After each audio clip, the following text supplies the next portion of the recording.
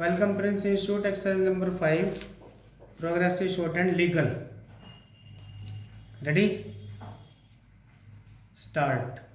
The learned Solicitor General then challenged the orders of the division bench of the High Court on the ground of violation of the principles of natural justice. It was contended that while the High Court had concluded the hearing and reserved judgment on 20 July 2011 by order dated 12 October 2011, it directed the Speaker to place on record the status of the proceedings relating to the disqualification petitions. Although the same were duly filed without giving the parties further opportunity of hearing with regard to the said records, the division bench directed the matter to be listed for further consideration on 19 December 2011. It was submitted that though the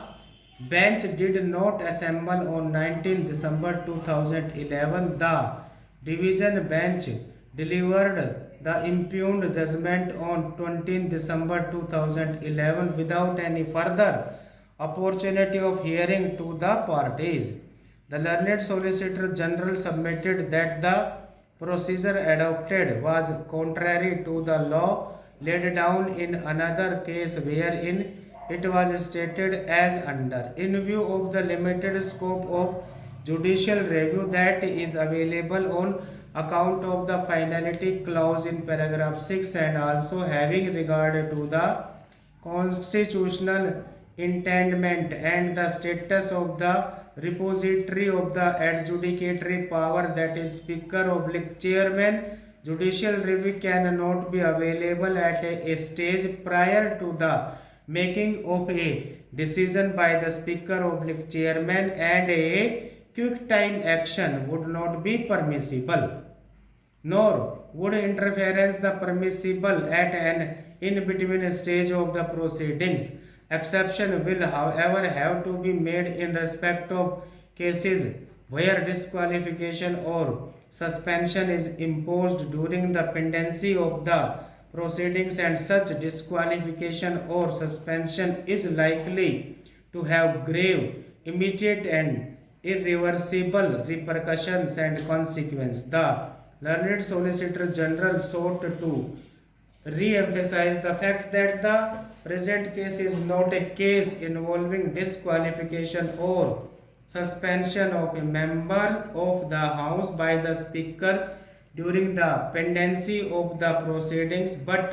relates to disqualification proceedings pending before the Speaker which were not being disposed of for one reason or the other. It was submitted that the fact that the Speaker had not finalized the disqualification petitions for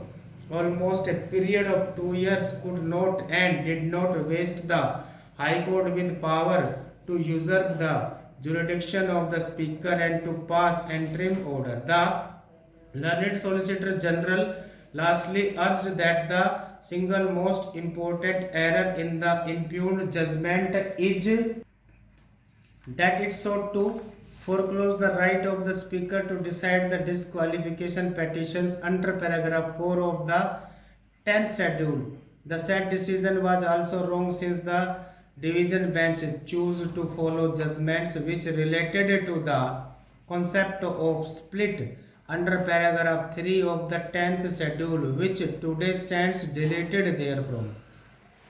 The learned Solicitor General submitted that there was a clear difference between matters relating to the rest while paragraph 3 of the 10th schedule and paragraph 4 thereof. While paragraph 3 of the 10th schedule required proof of two splits, paragraph 4 requires proof of only one deemed merger. The learned Solicitor General submitted that there was no concept of deemed split in paragraph 3. It was submitted that paragraph 4 is meant only as a defense to a petition for disqualification, and the same would succeed to or fail depending on whether there was a deemed merger or not.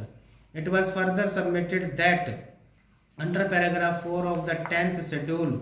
the Speaker was not the deciding authority on whether a merger of two political parties had taken place or not. It was urged that the expression used in paragraph 4 of the 10th schedule for the purpose of paragraph 4 clearly indicates that the deeming provision is not in addition to but for the purpose of paragraph 4, which is entirely different from the scheme of paragraph 3, which uses the expression and thereby indicating that a split takes place only if there is a split in the original political party and at least one third of the members of the legislature party also joined in. It was further submitted that the use of the expression if and only if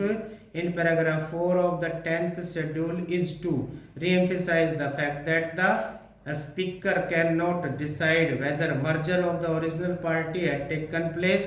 as he is only required to decide whether merger was a defense in a disqualification petition filed under paragraph 6 of the 10th schedule. The learned Solicitor General then urged that the submission advanced on behalf of the respondent number 1 that in view of the delay by the Speaker in disposing of the disqualification petitions, this court should decide the same was wholly misconceived, since it presupposes the vesting of power to decide such a question on the court, though the same is clearly vested in the Speaker.